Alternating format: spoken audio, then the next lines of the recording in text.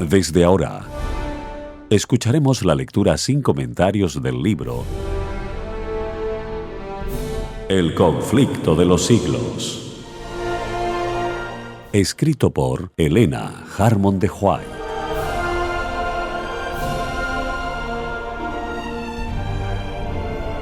Capítulo 3. Una era de tinieblas espirituales.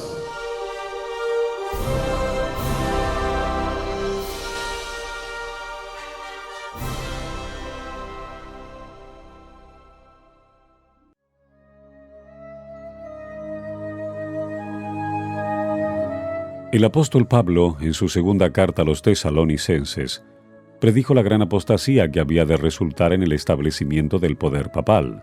Declaró respecto al día de Cristo: «Ese día no puede venir sin que venga primero la apostasía, y sea revelado el hombre de pecado, el hijo de perdición, el cual se opone a Dios y se ensalza sobre todo lo que se llama Dios, o que es objeto de culto, de modo que se siente en el templo de Dios, ostentando que Él es Dios».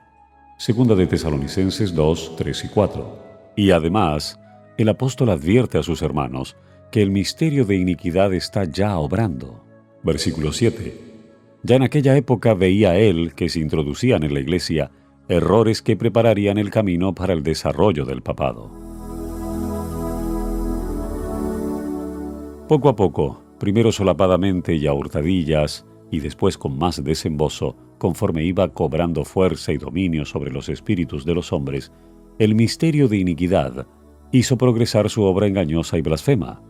De un modo casi imperceptible, las costumbres del paganismo penetraron en la iglesia cristiana. El espíritu de avenencia y de transacción fue coartado por algún tiempo por las terribles persecuciones que sufriera la iglesia bajo el régimen del paganismo. Mas habiendo cesado la persecución y habiendo penetrado el cristianismo en las cortes y palacios, la Iglesia dejó a un lado la humilde sencillez de Cristo y de sus apóstoles por la pompa y el orgullo de los sacerdotes y gobernantes paganos, y sustituyó los requerimientos de Dios por las teorías y tradiciones de los hombres. La conversión nominal de Constantino a principios del siglo IV causó gran regocijo, y el mundo, disfrazado con capa de rectitud, se introdujo en la iglesia. Desde entonces, la obra de corrupción progresó rápidamente. El paganismo, que parecía haber sido vencido, vino a ser el vencedor. Su espíritu dominó a la iglesia. Sus doctrinas, ceremonias y supersticiones se incorporaron a la fe y al culto de los que profesaban ser discípulos de Cristo. Esta avenencia entre el paganismo y el cristianismo dio por resultado el desarrollo del hombre de pecado, predicho en la profecía como oponiéndose a Dios y ensalzándose a sí mismo sobre Dios. Ese gigantesco sistema de falsa religión es obra maestra del poder de Satanás, un monumento de sus esfuerzos para sentarse él en el trono y reinar sobre la tierra según su voluntad. Satanás se había esforzado una vez por hacer transigir a Cristo. Vino a donde estaba el Hijo de Dios en el desierto para tentarle, y mostrándole todos los reinos del mundo y su gloria, ofreció entregárselo todo, con tal que reconociera la supremacía del príncipe de las tinieblas. Cristo reprendió al presuntuoso tentador y le obligó a marcharse. Pero al presentar las mismas tentaciones a los hombres, Satanás obtiene más éxito. A fin de asegurarse honores y ganancias mundanas, la Iglesia fue inducida a buscar el favor y el apoyo de los grandes de la tierra, y habiendo rechazado de esa manera a Cristo, tuvo que someterse al representante de Satanás, el obispo de Roma. Una de las principales doctrinas del romanismo enseña que el Papa es cabeza visible de la Iglesia Universal de Cristo y que fue investido de suprema autoridad sobre los obispos y los pastores de todas las partes del mundo. Aún más, al Papa se le han dado los títulos propios de la divinidad. Se le ha titulado Señor Dios el Papa y se le ha declarado infalible. Exige que todos los hombres se le rindan homenaje. La misma pretensión que sostuvo Satanás cuando tentó a Cristo en el desierto, la sostiene aún por medio de la Iglesia de Roma, y muchos son los que están dispuestos a rendirle homenaje. Empero los que temen y reverencian a Dios resisten esa pretensión, que es un desafío al cielo, como resistió Cristo las instancias del astuto enemigo. Al Señor tu Dios adorarás y a Él solo servirás. Lucas 4:8. Dios no ha hecho alusión alguna en su palabra a que Él haya elegido un hombre para que sea la cabeza de la Iglesia. La doctrina de la supremacía papal se opone abiertamente a las enseñanzas de las Santas Escrituras. Solo por usurpación puede el Papa ejercer autoridad sobre la Iglesia de Cristo. Los romanistas se han empeñado en acusar a los protestantes de herejía y de haberse separado caprichosamente de la verdadera Iglesia, pero estos cargos recaen más bien sobre ellos mismos. Ellos son los que arriaron la bandera de Cristo y se apartaron de la fe que ha sido una vez dada a los santos. Judas 3. Bien sabía Satanás que las Sagradas Escrituras capacitarían a los hombres para discernir los engaños de él y para oponerse a su poder. Por medio de la palabra fue como el mismo Salvador del mundo resistió los ataques del tentador. A cada asalto suyo, Cristo presentaba el escudo de la verdad eterna diciendo: escrito está. A cada sugestión del adversario oponía a él la sabiduría y el poder de la palabra. Para mantener su poder sobre los hombres y establecer la autoridad del usurpador papal, Satanás necesita que ellos ignoren las Santas Escrituras. La Biblia ensalza a Dios y coloca a los hombres, seres finitos, en su verdadero sitio. Por consiguiente, hay que esconder y suprimir sus verdades sagradas. Esta fue la lógica que adoptó la Iglesia romana.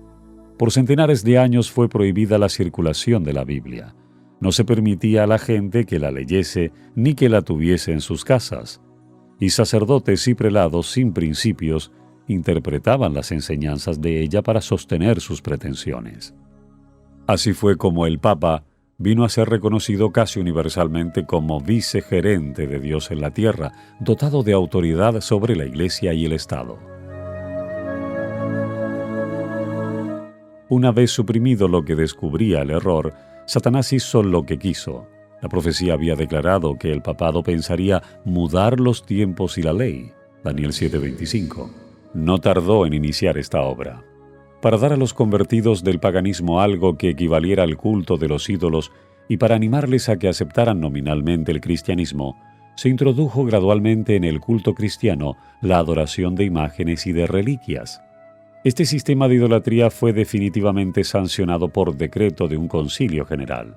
Para remate de su obra sacrílega, Roma se atrevió a borrar de la ley de Dios el segundo mandamiento, que prohíbe la adoración de las imágenes, y a dividir en dos el último mandamiento para conservar el número de estos. El espíritu de concesión al paganismo fomentó aún más el desprecio de la autoridad del cielo. Obrando por medio de directores inconversos de la Iglesia, Satanás atentó también contra el cuarto mandamiento y trató de echar a un lado el antiguo sábado, el día que Dios había bendecido y santificado. Génesis 2, 2 y 3, para colocar en su lugar el día festivo observado por los paganos como el venerable Día del Sol.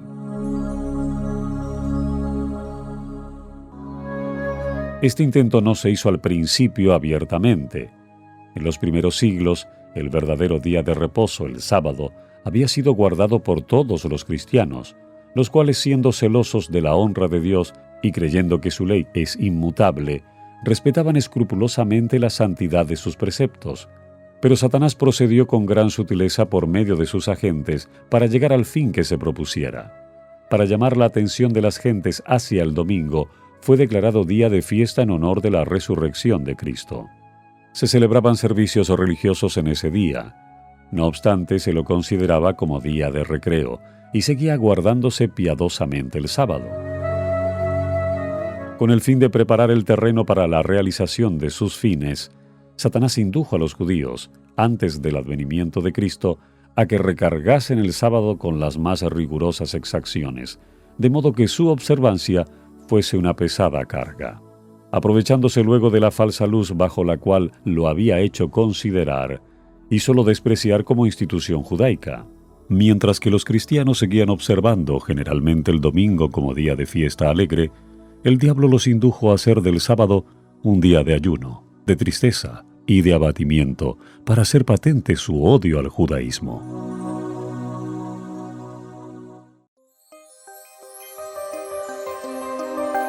Esta es la lectura sin comentarios del libro El conflicto de los siglos. Capítulo 3. Una era de tinieblas espirituales.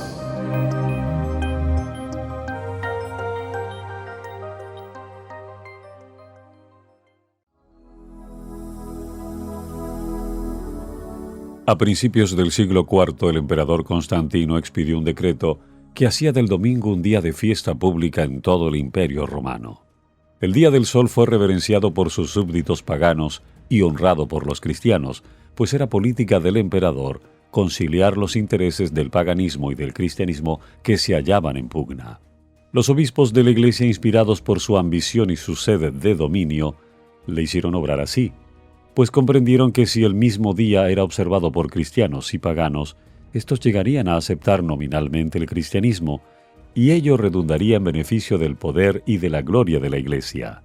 Pero a pesar de que muchos cristianos piadosos fueron poco a poco inducidos a reconocer cierto carácter sagrado al domingo, no dejaron de considerar el verdadero sábado como el día santo del Señor, ni de observarlo en cumplimiento del cuarto mandamiento.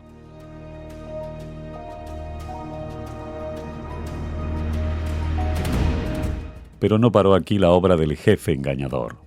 Había resuelto reunir al mundo cristiano bajo su bandera y ejercer su poder por medio de su vicario, el orgulloso pontífice que aseveraba ser el representante de Cristo. Realizó su propósito valiéndose de paganos semiconvertidos, de prelados ambiciosos y de eclesiásticos amigos del mundo. Convocábanse de vez en cuando grandes concilios en que se reunían los dignatarios de la Iglesia de todas partes del mundo. Casi en cada concilio el día de reposo que Dios había instituido era deprimido un poco más, en tanto que el domingo era exaltado en igual proporción. Así fue como la fiesta pagana llegó a ser honrada como institución divina, mientras que el sábado de la Biblia era declarado reliquia del judaísmo y se pronunciaba una maldición sobre sus observadores. El gran apóstata había logrado ensalzarse a sí mismo sobre todo lo que se llama Dios o que es objeto de culto. Segunda de Tesalonicenses 2:4. Se había atrevido a alterar el único precepto de la ley divina que señala de un modo infalible a toda la humanidad al Dios viviente y verdadero. En el cuarto mandamiento Dios es dado a conocer como el creador de los cielos y de la tierra y distinto por lo tanto de todos los dioses falsos. Como monumento conmemorativo de la obra de la creación fue santificado el día séptimo como día de descanso para el hombre. Estaba destinado a recordar siempre a los hombres que el Dios viviente es fuente de toda existencia y objeto de reverencia y adoración. Satanás se esfuerza por disuadir a los hombres de que se sometan a Dios y obedezcan a su ley, y por lo tanto dirige sus golpes especialmente contra el mandamiento que presenta a Dios como al Creador.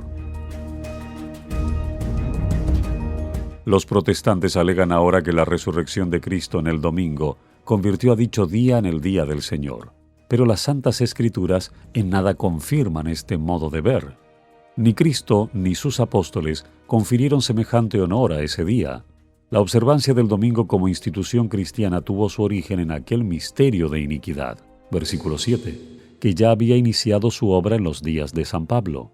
¿Dónde y cuándo adoptó el Señor a este hijo del papado? ¿Qué razón válida puede darse en favor de un cambio que las Santas Escrituras no sancionan? En el siglo VI, el papado concluyó por afirmarse. El asiento de su poder quedó definitivamente fijado en la ciudad imperial, cuyo obispo fue proclamado cabeza de toda la Iglesia. El paganismo había dejado el lugar al papado.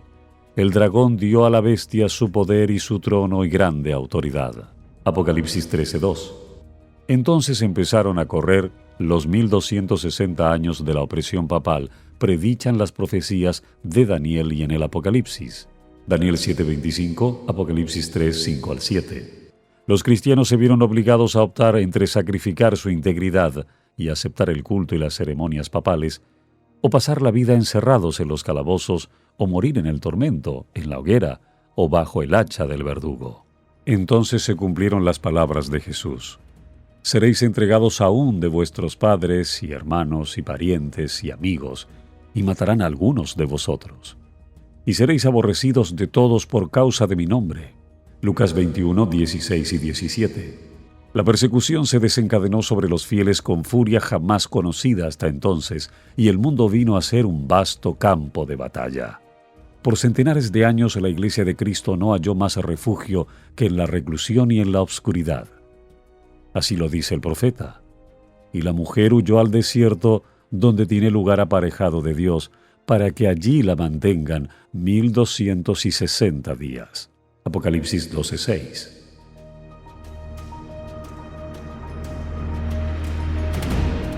El advenimiento de la Iglesia romana al poder marcó el principio de la Edad Media.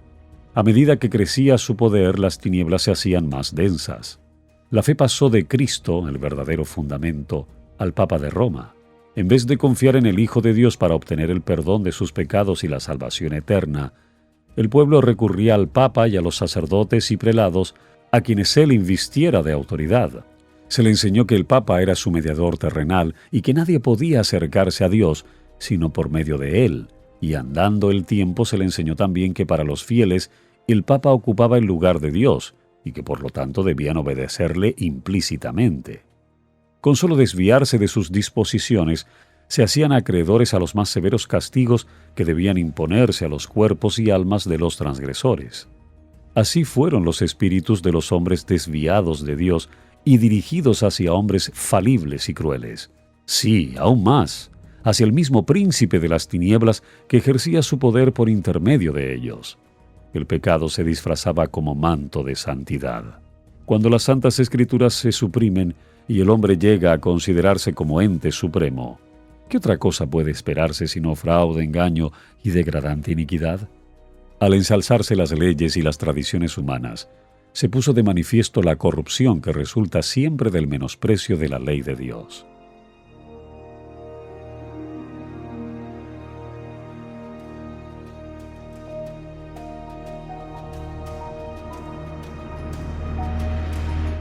Días azarosos fueron aquellos para la Iglesia de Cristo.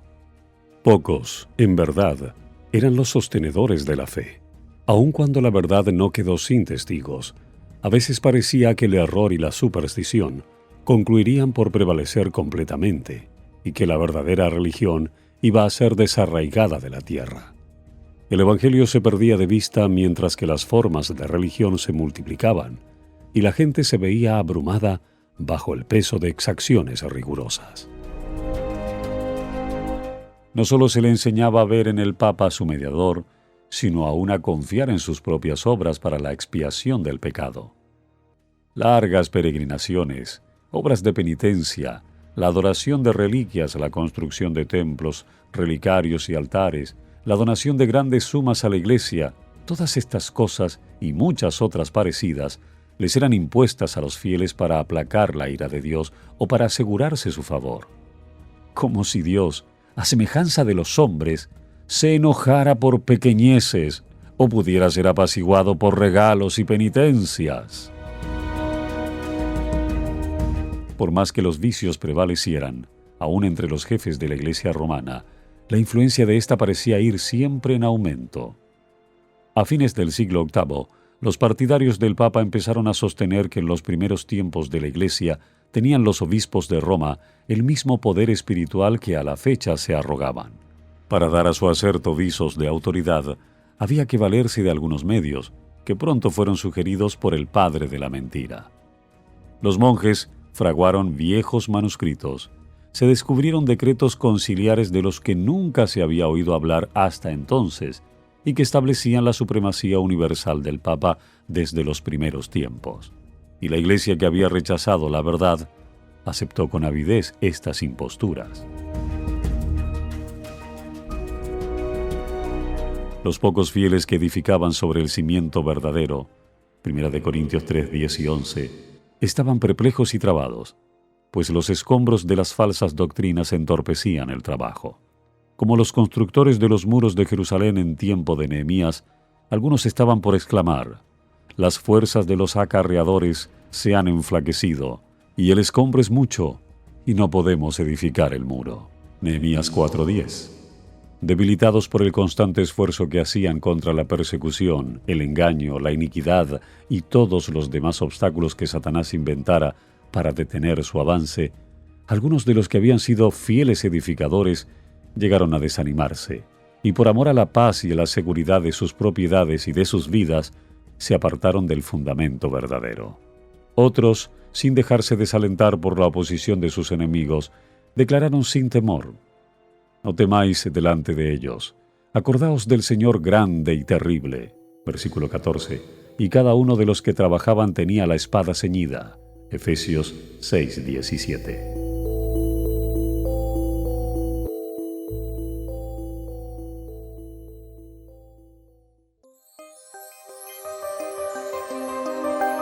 Esta es la lectura sin comentarios del libro El conflicto de los siglos. Capítulo 3. Una era de tinieblas espirituales.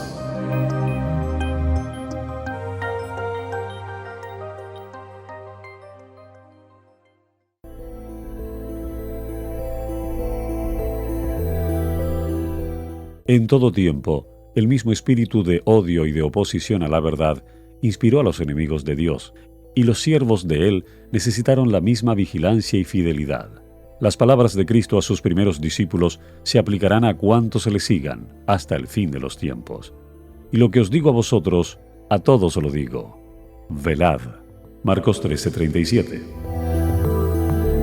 Las tinieblas parecían hacerse más densas. La adoración de las imágenes se hizo más general. Se les encendían velas y se les ofrecían oraciones. Llegaron a prevalecer las costumbres más absurdas y supersticiosas. Los espíritus estaban tan completamente dominados por la superstición que la razón misma parecía haber perdido su poder. Mientras que los sacerdotes y los obispos eran amantes de los placeres, sensuales y corrompidos, solo podía esperarse del pueblo, que acudía a ellos en busca de dirección, que siguiera sumido en la ignorancia y en los vicios. Las pretensiones papales dieron otro paso más, cuando en el siglo XI el Papa Gregorio VII proclamó la perfección de la Iglesia romana. Entre las proposiciones que él expuso, había una que declaraba que la Iglesia no había errado nunca ni podía errar, según las Santas Escrituras. Pero las pruebas de la Escritura faltaban para apoyar el aserto. El altivo pontífice reclamaba además para sí el derecho de deponer emperadores, y declaraba que ninguna sentencia pronunciada por él podía ser revocada por hombre alguno, pero que él tenía la prerrogativa de revocar las decisiones de todos los demás. En el modo en que trató al emperador alemán Enrique IV, nos pinta a lo vivo el carácter tiránico de este abogado de la infalibilidad papal. Por haber intentado desobedecer la autoridad papal, dicho monarca fue excomulgado y destronado, aterrorizado ante la deserción de sus propios príncipes que por orden papal fueron instigados a rebelarse contra él.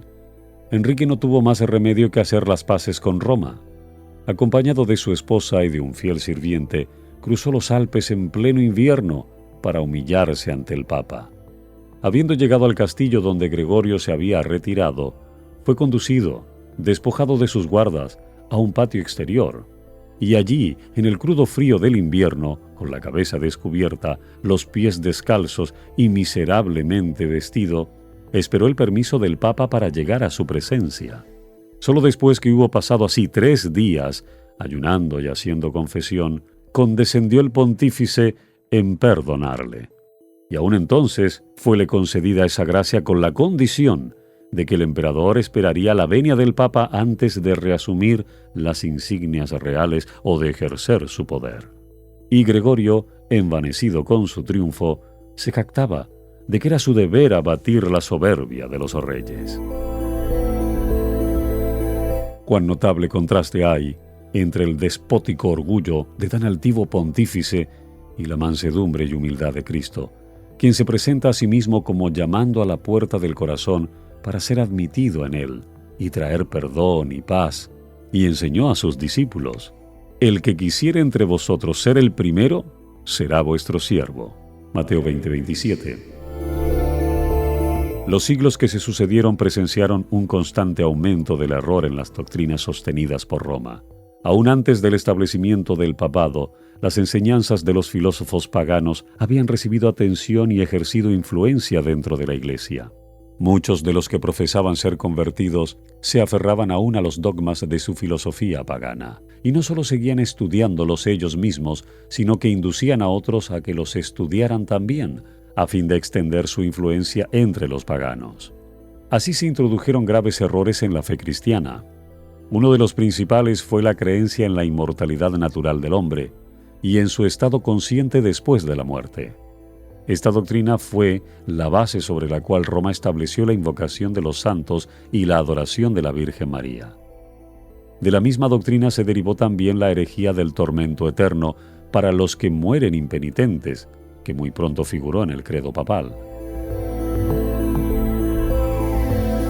De este modo se preparó el camino para la introducción de otra invención del paganismo, a la que Roma llamó purgatorio, y de la que se valió para aterrorizar a las muchedumbres crédulas y supersticiosas.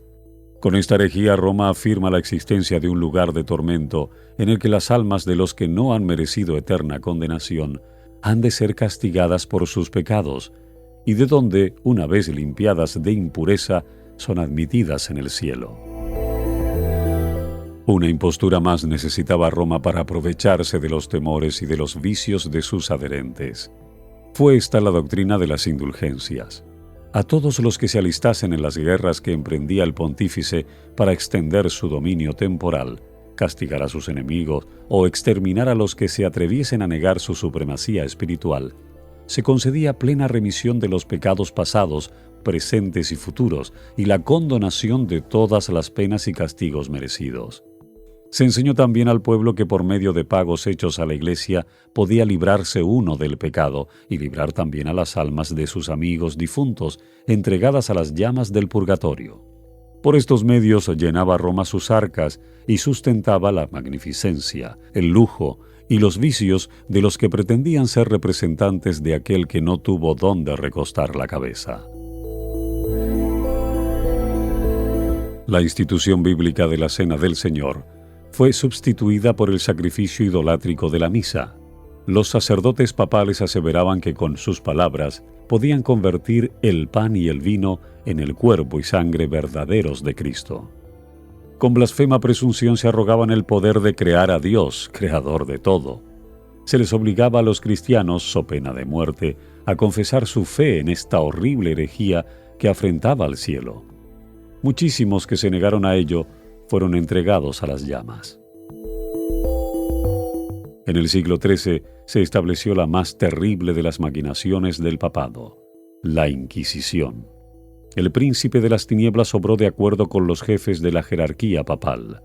En sus concilios secretos, Satanás y sus ángeles gobernaron los espíritus de los hombres perversos, mientras que invisible acampaba entre ellos un ángel de Dios que llevaba apunte de sus malvados decretos y escribía la historia de hechos por demás horrorosos para ser presentados a la vista de los hombres. Babilonia, la grande, fue embriagada de la sangre de los santos. Los cuerpos mutilados de millones de mártires clamaban a Dios venganza contra aquel poder apóstata. El papado había llegado a ejercer su despotismo sobre el mundo. Reyes y emperadores acataban los decretos del pontífice romano. El destino de los hombres, en este tiempo y para la eternidad, parecía depender de su albedrío. Por centenares de años las doctrinas de Roma habían sido extensa e implícitamente recibidas, sus ritos cumplidos con reverencia y observadas sus fiestas por la generalidad. Su clero era colmado de honores y sostenido con liberalidad. Nunca desde entonces ha alcanzado Roma tan grande dignidad, magnificencia ni poder. Mas el apogeo del papado fue la medianoche del mundo. Las sagradas escrituras eran casi desconocidas no solo de las gentes, sino de los mismos sacerdotes. A semejanza de los antiguos fariseos, los caudillos papales aborrecían la luz que habría revelado sus pecados. Rechazada la ley de Dios, modelo de justicia, ejercieron poderío sin límites y practicaron desenfrenadamente los vicios. Prevalecieron el fraude, la avaricia y el libertinaje. Los hombres no retrocedieron ante ningún crimen que pudiese darles riquezas o posición. Los palacios de los papas y de los prelados eran teatro de los más viles excesos. Algunos de los pontífices reinantes se hicieron reos de crímenes tan horrorosos que los gobernantes civiles tuvieron que procurar deponer a dichos dignatarios de la Iglesia como monstruos demasiado viles para ser tolerados. Durante siglos, Europa no progresó en las ciencias, ni en las artes, ni en la civilización. La cristiandad quedó moral e intelectualmente paralizada. La condición en que el mundo se encontraba bajo el poder romano resultaba ser el cumplimiento espantoso e impresionante de las palabras del profeta Oseas. Mi pueblo está destruido por falta de conocimiento. Por cuanto tú has rechazado con desprecio el conocimiento de Dios, yo también te rechazaré. Puesto que te has olvidado de la ley de tu Dios, me olvidaré yo también de tus hijos. No hay verdad, y no hay misericordia, y no hay conocimiento de Dios en la tierra. No hay más que perjurio y mala fe, y homicidio, y hurto, y adulterio. Rompen por todo, y un charco de sangre toca a otro. Oseas 4:6 y 1 y 2. Tales fueron los resultados de haber desterrado la palabra de Dios.